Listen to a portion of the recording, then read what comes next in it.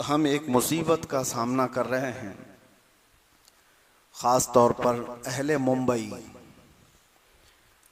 हर जगह से ये बात हमारे सामने आ रही है कि बारिश नहीं हो रही है। काफ़ी सालों से ये मामूल देखने को आता था कि जून के पहले अशरे में मुंबई में मूसलाधार बारिशें हो जाती थी। वक्त बढ़ता चला गया है और भी कई इलाके ऐसे हैं जहां सूखा पड़ रहा है, बारिश की किल्लत है। तो आज मैं आपको ये बताना चाहता हूं कि बारिश के रुकने के और न आने के असबाब क्या हैं। साइंटिफिक एतबार से लोग अलग अलग अपने नज़रिए बयान करते हैं। हवा में नमी ना हो तो बारिश नहीं आएगी, फला हो। हम मुखबिर सादिक रसूल अकरम सल्लल्लाहु अलैहि वसल्लम की ज़ुबान से सुनते हैं। इब्न माजा की हदीस है, अन अब्दुल्लाह इब्न उमर रदियल्लाहु अन्हु क़ाल क़ाल रसूलुल्लाह सल्लल्लाहु अलैहि वसल्लम, हुज़ूर पाक सल्लल्लाहु तआला अलैहि वसल्लम से रिवायत किया, हज़रत अब्दुल्लाह इब्न उमर ने फरमाते हैं, लम यमनउ अमवाल ज़कातिहिम मुनिउल क़त्र मिनस समा इल्ला मुनिउल क़त्र मिनस समा। हुज़ूर पाक सल्लल्लाहु अलैहि वसल्लम फरमाते हैं कि लोग जब जब अपने ज़कात का माल दबा करके रखते हैं, उनसे बारिश को रोक लिया जाता है। हदीस है, वलौलल बहाइमु लम युमतरू। और हदीस में हुजूर ये भी फरमाते हैं, अगर जानवर ना होते जमीन पर तो कभी बारिश ही नहीं दी जाती, फिर इनको पानी ही नहीं दिया जाता। हुजूर पाक सल्लल्लाहु तआला अलैहि वसल्लम फरमाते हैं, जब जब तुम अपना माल रोकोगे, अल्लाह बारिश रोक लेगा। और एक हदीस है दूसरी जगह पर, अल्लाह के नबी सल्लल्लाहु तआला अलैहि वसल्लम इरशाद फरमाते हैं, मुझे डर है इस बात का कि 5 चीज़ों में किसी एक में तुम मुब्तला ना हो जाओ। हुजूर जिस सहाबी को ये नसीहत कर रहे हैं, 5 चीज़ें ऐसी हैं जिसमें अगर तुम मुब्तला हो गए तो अल्लाह का अजाब देखोगे और बारिशें रुक जाएंगी, बारिश को रोक लिया जाएगा। पूछा गया, या रसूल अल्लाह सल्लल्लाहु अलैहि वसल्लम, वो 5 चीज़ें क्या हैं? तवज्जो चाहता हूँ मेरे अजीज़ गौर से। सबसे पहली चीज़ मेरे आका सल्लल्लाहु अलैहि वसल्लम फरमाते हैं कि जब खुल करके एलानिया तौर पर गुनाह होने लग जाए, ओपनली सब कुछ किया जाने लग जाए, तो ये अल्लाह के अजाब को दावत देने वाला पहला अमल है। लोग अपनी बुराइयों को छुपाया करते थे, लेकिन इस दौर में अपनी बुराइयों को जाहिर करने का फैशन आ चुका है। जो कुछ किया उसको रील बनाया और सब में नशर किया। इंटरनेट की दुनिया पर आज देखें, भरे हुए हैं। नौजवानों की सबसे ज्यादा मसरूफियत आज किस काम में है? उनको रील्स बनाने हैं। किन कामों के रील्स बनाने हैं? कोई फायदे के, कोई नफा के? नहीं, लड़कियां भी इसी में मसरूफ हैं, लड़के भी इसी में मसरूफ हैं। वो मुसलसल अपनी नंगेपन का, अपने अय्याशी का इजहार करना चाहते हैं ताकि पूरी कौम देखे। और यही तो बात मेरे आका सल्लल्लाहु अलैहि वसल्लम ने फरमाया, जब फहाशी एलानिया होने लग जाए, ओपनली होने लग जाए। और एक हदीस मैंने इससे कबल भी आपके सामने जिक्र किया था। 3 चीज़ें मेरे आका सल्लल्लाहु अलैहि वसल्लम ने फरमाया था, 3 चीज़ें जब तुम देख लो तो ज़मीन के ऊपर रहने से ज़मीन के नीचे रहना बेहतर है। मतलब क्या है? कब्र में चले जाना बेहतर है। वो 3 चीज़ों में हुजूर पाक सल्लल्लाहु अलैहि वसल्लम ने ये फरमाया था कि जब उलमा इल्म वाले दयानतदारी छोड़ दें, हक बोलना छोड़ दें, वो मुदाहनत करने लग जाएं, नंबर 1। नंबर 2, मालदार लोग जब बखील हो जाएं, कंजूस हो जाएं। नंबर 3, जब औरतें बेहया हो जाएं, बेपर्दा हो जाएं। हुजूर फरमाते हैं फिर जमीन के ऊपर कोई खैर नहीं है, जमीन के नीचे चले जाना चाहिए। जमीन के ऊपर कोई खैर नहीं होगा। ये 3 चीजें हुजूर ने फरमाई थी। उसी में से एक चीज मैं ये आपके पास अर्ज कर रहा हूं। 5 ऐसी चीजें मेरे मुस्तफ़ा करीम सल्लल्लाहु अलैहि वसल्लम ने फरमाई कि उनमें से अगर मुब्तला रहे तुम तो अल्लाह का अजाब आएगा। और अल्लाह का अजाब एक तरीके का ये बारिश का रुक जाना, सब्जों का न उगना, माल में हमेशा की बेबरकती का होना, ये सब चीजें अल्लाह के अजाबात में से हैं। क्राइसिस आ गए, लोग कहते हैं क्राइसिस क्या है? कहीं अचानक से तो कोई गिरता नहीं है, ये अल्लाह ताला की पकड़ है। कई लोगों को देखा, बड़े बड़े लोग अचानक किसी मुसीबत की वजह से गिर जाते हैं। कोरोना के वक्त करोड़पति रोड़पति हो गए। कितने मामलात ऐसे देखने को आए। वबा फैल गई, बीमारियां फैल गई, बड़े बड़े ताकतवर लोग ढह गए। आज के इसमें मैं वो 5 चीजों में से एक ये बताया कि जब गुनाह खुल करके होने लग जाएं, एलानिया होने लग जाएं, और कुरान में अल्लाह फरमाता ला युहिब्बुल्लाहुल जहरा बिस्सूइ मिनल कौल, अल्लाह तबारक व तआला किसी बुरी चीज को जाहिर करने को पसंद ही नहीं फरमाता। अल्लाह ताला हरगिज ये पसंद नहीं करता कि कोई बुरी चीज ओपनली करे। गुनाह किससे नहीं होते, खताएं किससे नहीं होती हैं? खताएं, गुनाह जब हो जाते हैं तो इंसान ये सोचता है कि इस पर पर्दा पड़ा रहे, ये छुपी रहे चीजें। लेकिन कोई बंदा अगर आकर के बताता है मैं सूदखोर हूं, मैंने 4 औरतों से जिना कर लिया है, मुआज़ल्लाह रब्बिल आलमीन, कोई अगर आकर के बताए फलां की चोरी मैंने की है, तो वो अपने गुनाहों का इजहार कर रहा है और मखलूक को गवाह बना रहा है अपने गुनाहों का, दूसरों को अपने गुनाहों पर गवाह बना रहा है। और अल्लाह कुरान में फरमाता है हरगिज अल्लाह पसंद नहीं फरमाता। अच्छा, छुपे हुए गुनाह कुछ ऐसे होते हैं जो बंदे और खुदा के दरमियान राज होते हैं, जिस वक्त मौला चाहे उसको बख्श दे, किसी को पता भी ना चले, अल्लाह ताला माफ फरमा दे। लेकिन बंदा जब सारे लोगों को गवाह बनाता है अपने गुनाहों का, सबको बता देता है कि मैं ये सारी चीजें किया हूं, तो फिर वो अदल के हिसाब के तख्त पर लाया जाएगा। अजीजा ने गिरामी, पहली चीज ये। दूसरी, मेरे आका सल्लल्लाहु तआला अलैहि वसल्लम ने इरशाद फरमाया बारिश के रुकने के असबाब में से एलानिया गुनाह होने लग जाए। दूसरे नंबर पर लोग जब अपनी ज़कात के माल को दबा करके रखें, ज़कात ना दी जाए, ज़कात मुस्तहिकीन तक ना पहुंचती हो, तो अल्लाह ताला बारिश को रोक लेता है। आज के दौर में भी यही हालात है। लोगों को सिर्फ अपने माल का 2.5% निकालने में इतनी खुजली होती है, इतना दर्द होता है, 1000 हीले बहाने करने लग जाते हैं ज़कात बचाने के लिए। सोचो, वो अरहमुर राहिमीन, वो खल्लाक़े कायनात, वो रज़्ज़ाक़े हकीकी, जिसने पाई पाई तुम्हें दिया है, अगर वो चाहता तो आपके माल का आधा पूरा ज़कात में देने का हुक्म देता कि 50% तुम रखो, 50% अल्लाह की राह में दे दो। अल्लाह ने ये हुक्म भी नहीं दिया। ना ये फरमाया कि 100 कमाए हो तो 25 अल्लाह की राह में दे दो, 75 तुम रख लो, ये भी नहीं। ये भी हुक्म नहीं दिया कि 100 कमाए हो तो 10 अल्लाह की राह में दे देना, 90 तुम रख लेना।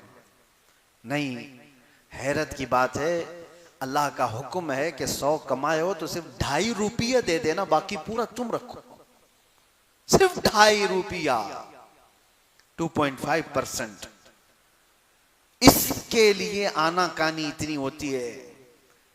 देखा जाए तो ये सारे जितने टैक्स हैं उसमें सब में कम है। जीएसटी हो, तुम्हारे इनकम टैक्स हो, जितने टैक्स हैं वो, अरे 5% से लेकर के 28% तक के टैक्स हैं, 18% के टैक्स हैं, कितने टैक्स हैं।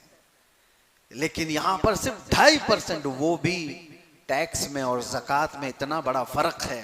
लोगों को लगता होगा कि ये हमारे लिए ज़कात टैक्स के बराबर नहीं। टैक्स आपके इनकम पर है और ज़कात आपकी सेविंग पर है। इनकम और सेविंग में फर्क नहीं है। आप अगर 1 करोड़ रुपए महीना कमाते हैं तो टैक्स 1 करोड़ का होगा आपके पास।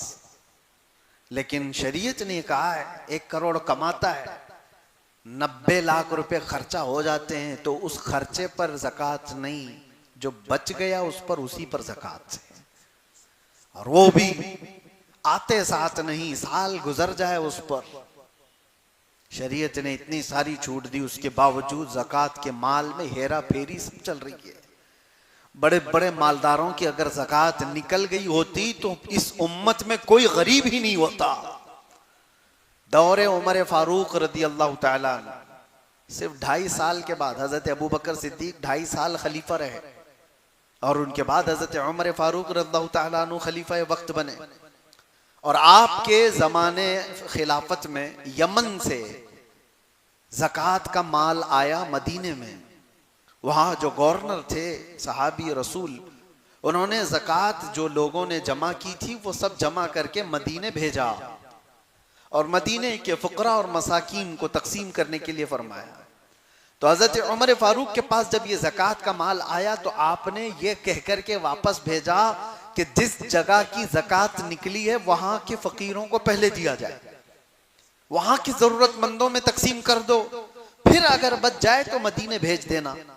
जब ये माल वापस यमन गया तो वो सहाबी रसूल जो गवर्नर थे, उन्होंने दोबारा अमीरुल मोमिनीन के पास ये माल ये कह करके भेजा कि हुजूर यमन में सबको तकसीम हो गया, यहां पर कोई लेने वाला बाकी नहीं है, इसलिए मदीने भेजा। दोबारा आ गया।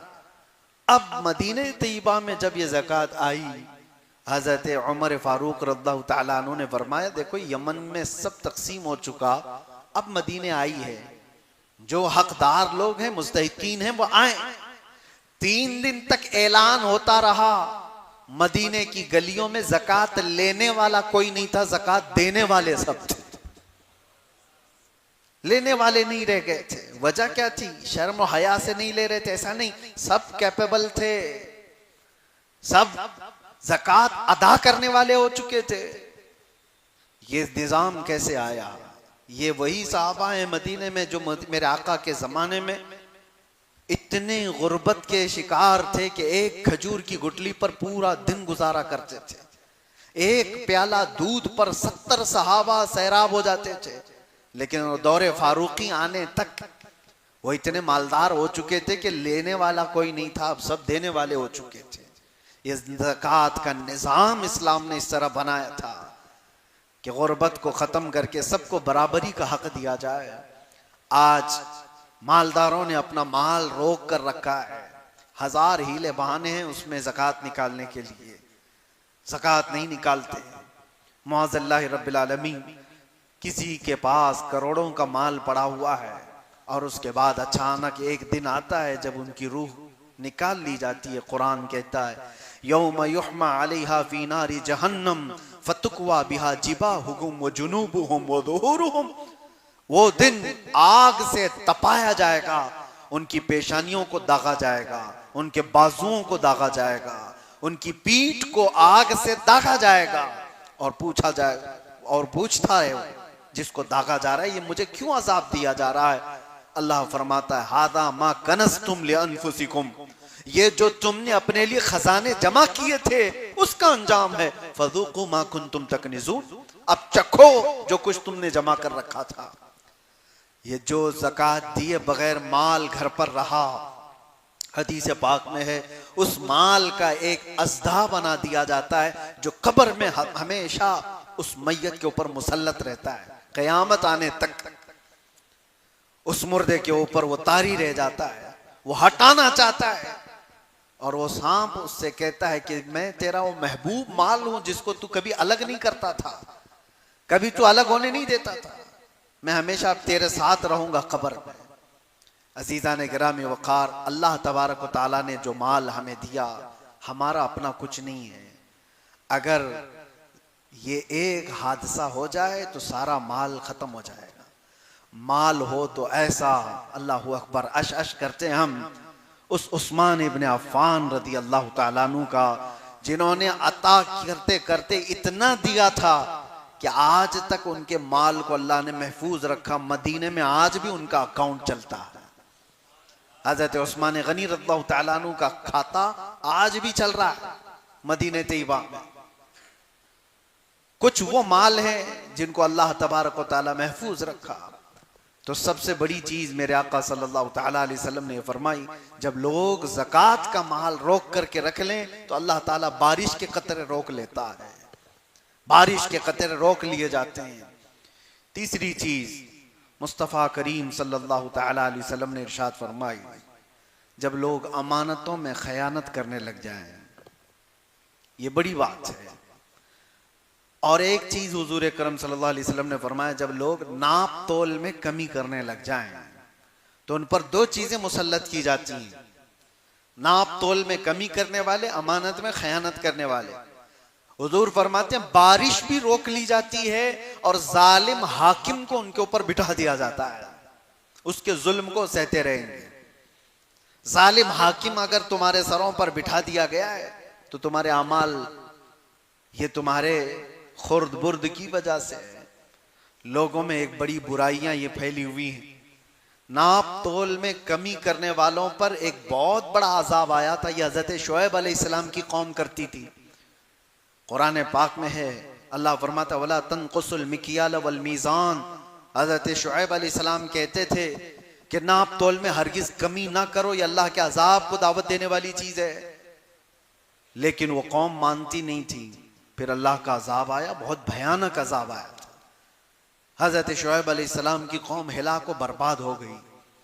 आज भी इस उम्मत में अगर ऐसे लोग हैं जो इस तरह के हीले बहाने करके खुर्द-बुर्द करके थोड़ा सा बचाना चाहते हैं, दूध में पानी मिलाने वाले, अशियाए खुर्दनी में खाने पीने की चीजों में मिलावट करने वाले, तोलने वाली चीज में कांटे के साथ धोखा करने वाले, कुछ ऐसे लोग भी मेरे पास आए थे जिन्होंने कहा कि हमारा काम है ये जो वजन करने वाला कांटा बनाना।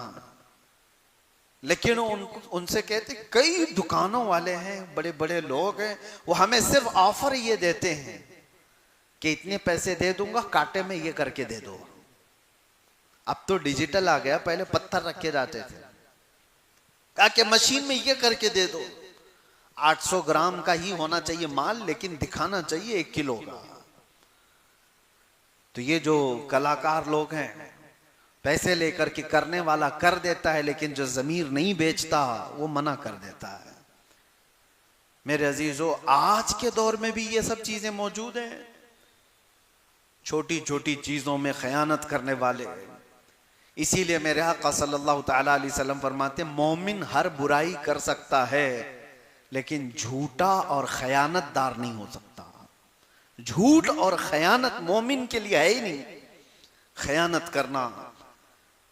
और अक्सर तो आज लोगों का हाल ये हो गया, खयानतदारी। अक्सर जिसके पास भी कुछ माल रखा जाए उससे वापस आने की उम्मीद ही खत्म हो जाती है। इसीलिए कोई एक दूसरे को कर्ज हसन देता नहीं। आज लोन की बला में मुब्तला क्यों है सारे लोग? क्यों है? लोन क्यों लेना पड़ जाता है? वजह यह है कि आपस में कोई कर्ज हसन देने वाला नहीं रह गया कि 10 लाख रुपए मैं तुझे देता हूं, 10 लाख रुपए 6 महीने के बाद, साल भर के बाद वापस लौटा देना। मालदारों के पास पैसे रखे हुए हैं लेकिन वो देना नहीं चाहते। वजह क्या है? अमानतदारी नहीं है। ले लिया तो ये तो गायब ही हो जाएगा। लेने से पहले लहजा और लेने के बाद उसका लहजा कुछ और। पैसे लेने वालों का लहजा देखो, आप गिड़गिड़ाते हैं, अपनी जरूरियात बताते हैं, दे दिया उसको, फिर महीने के बाद उसको फोन करो, बोले टाइम नहीं है अभी, बाद में मिलता हूं ना, मैं क्या भाग के जा रहा हूं। ये सारी आदतें जो खसलतें आई, ये खयानतदारी है। दौरे फारूक आजम रदी अल्लाह तआला अन्हु में एक बात मिलती है, मदीने का एक शख्स, उसके ऊपर किसी का कर्जा बाकी था। किसी का कर्जा, मदीने में एक सहाबी ने आकर मुकद्दमा कर दिया, हजरत उमर से कहा यह शख्स अजनबी है, मदीने में मेरा कर्जा लिया वो देता नहीं। हजरत उमर ने कहा कि तू इसका कर्जा कब वापस कर रहा है? कहा हुजूर मुझे 2 दिन का वक्त दे दे, मैं वापस कर दूंगा, लेकिन मुझे मदीने से बाहर मेरे वतन जाने की इजाजत दी जाए, मेरे गांव जाके आऊंगा। हजरत उमर ने कहा तू भाग जाएगा? कोई है यहां पर जो तेरी जमानत ले ले तो मैं तुझे छोड़ दूं। उसने कहा मुझे यहां कोई जानने वाले लोग हैं नहीं, लेकिन अगर कोई मेरी जमानत लेता है तो मैं झूठा नहीं हूं। हजरत उमर ने कहा अदालत जो है वो जुमलों पर नहीं चलेगी, एविडेंस चाहिए ना, कोई जामीन भी चाहिए। जज से अगर आप कह दो मैं थोड़ी ना भाग रहा हूं, जज ये नहीं कहेगा कि तू नहीं भाग रहा है या भाग रहा है, ये तेरा मसला है, कोई जामीन ला के दे दे, पेपर ला करके दे दे प्रॉपर्टी के। हजरत उमर ने कहा कोई जामीन है? कोई नहीं था। कौन उठता है अनजान आदमी के आप जमानत देंगे आज? लेकिन हजरत अबू दरदा एक सहाबी, वो खड़े हो गए, कहा अमीरुल मोमिनीन मैं उसकी जमानत लेता हूं। कहा पहचानते हो? कहा नहीं पहचानता, लेकिन 2 दिन के बाद वो आ जाएगा पैसा लेकर के। हजरत उमर ने कहा अगर वो नहीं लेकर के आएगा तो तुमको पकड़ा जाएगा, पैसा भी देना होगा और अंदर भी जाओगे। हजरत अबू दरदा ने कहा मंजूर है। उस शख्स से कहा गया कि जाओ तू लेकर के आ जा। वो गया, 1 दिन 2 दिन, शाम हो रही थी, आया नहीं। हजरत उमर ने अबू दरदा को बुलाया, आ जाओ। वो तो आया नहीं जिसकी तुम जमानत लिए थे। और वो सहाबी भी आ गए जिनका कर्जा बाकी था। तो इतने ही में मगरिब से पहले पहले वो हाँपता कांपता दौड़ता हुआ वो बंदा आ गया, अदालत में आया और कहा कि हुजूर उनके जो पैसे बाकी थे मैं लेकर के आ गया, इंतजाम कर रहा हूं। इतना करना था कि वो सहाबी रसूल जिनका कर्जा बाकी था वो खड़े हो गए, कहा अमीरुल मोमिनीन अल्लाह की इज्जत की कसम मैं आपके सामने गवाही देता हूं कि इस बंदे का कर्जा मैंने माफ कर दिया, मुझे वापस नहीं चाहिए, मैंने माफ कर दिया। अब सुनिए, उन्होंने कर्जा माफ कर दिया। अब हजरत उमर ने इन तीनों से एक एक सवाल किया। पहले ये शख्स से कहा तू तो चला गया था, भाग गया था, तेरा गांव भी नहीं मालूम, तू कहां का रहने वाला, पैसा लेकर के चला गया होता तो तुझे पकड़ने में बड़ी दिक्कत आ सकती, या तू छुप छुपा करके रह सकता था, आया क्यों अपने टाइम पर? तवज्जो है मुसलमानों। वो शख्स कहता है अमीरुल मोमिनीन मैं चाहता तो भाग कर चला जाता, लेकिन वापस अपने वादे के मुताबिक इसलिए आ गया कि बाद को कोई आने वाला ये न कह दे कि मोहम्मद के गुलाम धोखेबाज होते, मेरे नबी सल्लल्लाहु अलैहि वसल्लम तक कोई कह न दे कि उनके गुलामों में वादा खिलाफी है, इसलिए मैं वापस आ गया, वादा किया था तो पूरा कर दिया। हजरत उमर रज़ियल्लाहु तआला अन्हु ने अबू दरदा सहाबी से पूछा कि आप तो जानते नहीं थे, इसको कैसे जमानत दे दी? उन्होंने कहा अमीरुल मोमिनीन मेरी तमन्ना ये थी कि अनजान है लेकिन है तो मुसलमान, है तो मुसलमान, कोई तो इसकी जमानत नहीं ले रहा था, मैं भी ना लेता तो दिल में ये ख्याल आया कहीं बाद को दूसरी कौमें ये ना कह दें कि मोहम्मद के गुलामों में अब लोगों से हमदर्दी करने का जज्बा भी खत्म हो गया, लोग ये ना कह दें कि लोगों से हमदर्दी का जज्बा खत्म हो गया, इसलिए मैं खड़ा हुआ उसकी हमदर्दी में। और वो कर्ज खा साहबी से पूछा आपने अभी क्यों माफ कर दिया, पहले तो माफ कर सकते थे? उन्होंने कहा पहले इसके बारे में इतना नहीं मालूम था, लेकिन अपने वादे के मुताबिक बराबर आ जाने वाला शख्स मेरे नबी का सच्चा गुलाम, मैंने अपना कर्जा इसलिए माफ कर दिया कि लोग कल को यह ना कहें कि मोहम्मद अरबी के गुलामों में माफ करने का जज्बा खत्म हो गया है। तीनों का एक ही मिशन था कि हुजूर पर कोई उंगली ना उठाए। अजीज़ान गिरामी वक़ार, अमानत सहाबा इकराम में इस तरह की थी कि वो वक्त का भी लिहाज रखते थे और लोगों का भी लिहाज रखते थे। क्या आज ये माशरे में बात आ सकती है? और हुजूर पाक सल्लल्लाहु तआला अलैहि वसल्लम ने फरमाया जब अमानत में लोग खयानत करने लग जाएं तो समझ लो कि बारिश रोक ली जाती है, और नाप तोल में कमी करने लग जाएं तो बारिश रोक ली जाती है।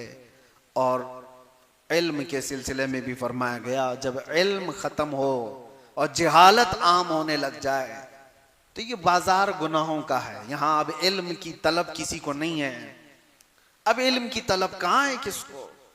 हर कोई अपने अपने जिंदगी में मगन है, वो इंटरनेट की दुनिया का शागिर्द है। आज सब गूगल के शागिर्द हैं, सब इंस्टा फेसबुक के शागिर्द हैं। हाथों में अल्लाह की किताब कब आई थी पता ही नहीं है, हदीस रसूल कब पढ़ा था ये पता ही नहीं है। जो कुछ भी आज डिपेंडेंट हैं, वो सिर्फ मोबाइल पर हैं, इंटरनेट की दुनिया पर हैं। सच बताओ, अपने ज़मीर पर हाथ रख करके इन हाथों को देखो, पूछो आखिरी बार कब कुरान उठाया था, आखिरी बार कब हदीस रसूल उठाया था, कोई किताब पढ़ा था। इल्म की तलब ख़त्म हो गई, जहालत हमारे मुआशरे में आम हो गई है। अजीज़ा ने गिरामी वक़ार, ये सारे वो असबाब हैं जिसकी वजह से बारिशें रोक ली जाती हैं। मैंने सूरे नूह की आयत तिलावत की थी, इलाज भी तो सुनते जाए। ये तो असबाब है, इलाज क्या है? सैयदना नूह अलैहिस्सलाम फरमाते हैं, फ़क़ुल्तु इस्तग़फ़िरू रब्बकुम इन्नहु कान गफ़्फ़ारा। लोगों से आपने फरमाया कि ये सारे असबाब अगरचे हैं, गुनाह वगैरह सारे जो अल्लाह के अज़ाब को दावत देते हैं, अगर ये चीजें खत्म करना है तो अपने रब की बारगाह में जल्दी से इस्तिग़फ़ार करो। अस्तग़फ़िरुल्लाह रब्बी मिन कुल्ली ज़ंबिन व अतूबु इलैह। ये एक शख्स हज़रत हसन बसरी के पास आया, कहा कि बारिश नहीं है, कहत पड़ गया है। आपने फरमाया इस्तिग़फ़ार करो।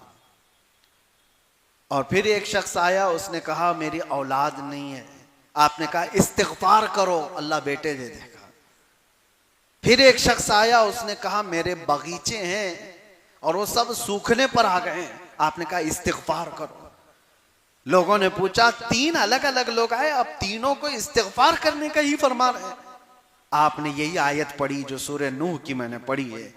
फरमाते, अल्लाह फरमाता है इस्तग़फ़िरू रब्बकुम इन्नहु कान गफ़्फ़ारा, अपने रब से इस्तिग़फ़ार करो, बेशक वो गफ़्फ़ार है। और जब कोई इस्तिग़फ़ार करता है तो अल्लाह क्या करता है, युरसिलिस समा अलैकुम मिदरारा, खूब झमाझम उन पर बारिशें बरसाता है।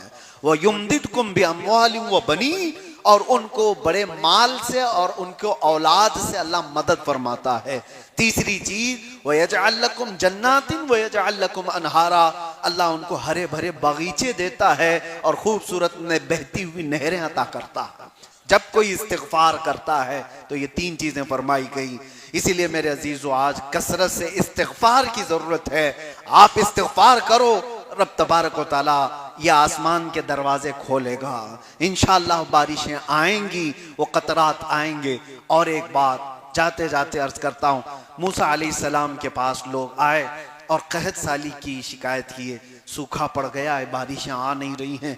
आप सारे लोगों को लेकर के एक मैदान में गए, कहा दुआएं करते हैं अल्लाह की बारगाह में। और नबी तो मुस्तजाबुद दावत होते, दुआएं की। जैसी हज़रत मूसा अलैहिस्सलाम दुआ करके निकले, आप तो मुस्तजाबुद दावत थे, लेकिन हुआ ये कि आसमान और खुल गया, सूरज और तेज गर्मी बरसाने लगा। बारिश के कोई इम्कान ही नहीं, सूरज और गर्म हो गया, तपती हुई गर्मी आ गई। मूसा अलैहिस्सलाम को खौफ हुआ, अर्ज करने लगे, रब्बल आलमीन, क्या मेरी वजाहत तेरे दरबार में कम हो गई? अगर मेरी वजाहत तेरे दरबार में कम हो गई तो मैं आखिरी नबी मोहम्मद रसूलुल्लाह सल्लल्लाहु अलैहि वसल्लम के वसीले से मांगता हूं। सुनो, मूसा अलैहिस्सलाम कह रहे हैं, आखिरी नबी के वसीले से मांगता हूं कि मौला हम पर आसमान के दरवाजे खोल दे। रब ताला की तरफ से निदा आई, ऐ मूसा, तुम्हारी वजाहत हमारे दरबार में कम नहीं हुई, लेकिन बात यह है तुम्हारी जमात में एक शख्स 40 साल से मुसलसल गुनाहों में मुब्तला है, जिसने हमको नाराज कर रखा है, और जब तक वो तुम्हारी जमात में होगा मैं बारिश का एक कतरा भी नहीं बरसाऊंगा। मूसा अलैहिस्सलाम को ये जलाल भरा हुक्म आया। आपने रब ताला की इस अल्लाह ताला के इस पैगाम को अपनी कौम में सुनाया कि कोई बंदा ऐसा है जो 40 साल से फला फला गुनाहों में मुब्तला है, जो रब ताला के कहर को जोश में दिलाया हुआ है, इस वजह से बारिशें रुकी हुई हैं। तो कौन हटता? आपने फरमाया जो भी है वो हट जाए, हमारे मजमे में से निकल जाए, बस्ती से आबादी से निकल जाए। लेकिन मजमे में से कोई ऐसे जाएगा? कोई है? अगर किसी को कह दिया है कि जो चोर है वो उठ जाए, कौन उठने वाला है? लेकिन जो बंदा था वो तो था। आपने निशान भी बता दिए, फला फला गुनाहों में मुब्तला है कोई। अब जो बंदा था उस जमात में मौजूद, वो देखने लगा बड़ा मजमा है, लोग रो रहे हैं, गिड़गिड़ा रहे हैं, और मेरे बारे में हुक्म आ गया मैं ही वो शख्स हूं, जाऊं तो कैसे मैं जलील हो जाऊंगा, बहुत बुरी तरह से।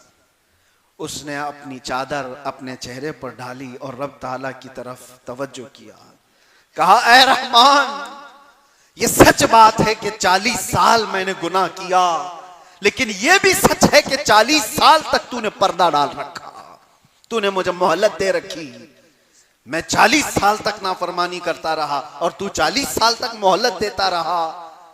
ऐ परवरदिगार, अब तेरा बंदा तेरे दरबार में तौबा करने के लिए आया है, बस मुझे इतनी मोहलत दे दे कि इस जमात में मुझे जलील होने से बचा दे, इस जमात में मुझे जलील होने ना दे। और अगर मेरी वजह से बारिशें रुकी हुई हैं तो मौला मुझे इस जमीन से उठा ले।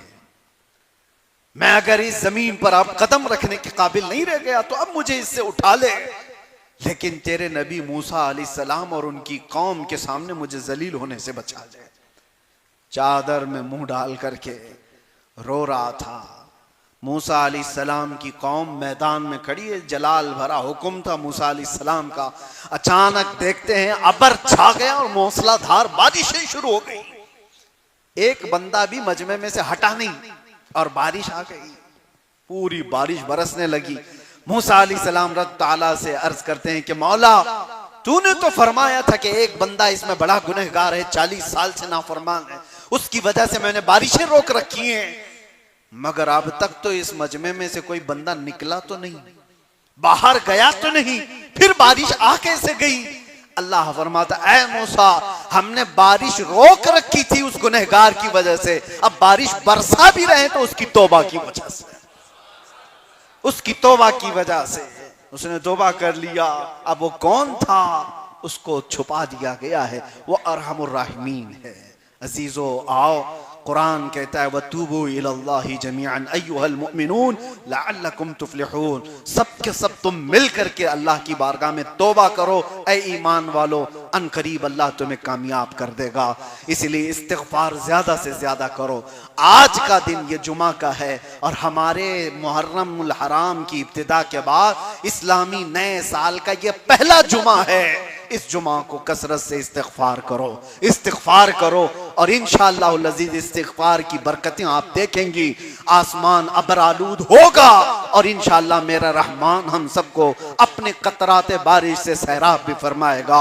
अस्तग़फिरुल्लाह रब्बी मिन कुल्लि ज़ंबिन व अतूबु इलैह, अस्तग़फिरुल्लाह रब्बी मिन कुल्लि ज़ंबिन व अतूबु इलैह, अस्तग़फिरुल्लाह रब्बी मिन कुल्लि ज़ंबिन व अतूबु इलैह। व आखिरु दावाना अनिल हम्दुलिल्लाहि रब्बिल आलमीन।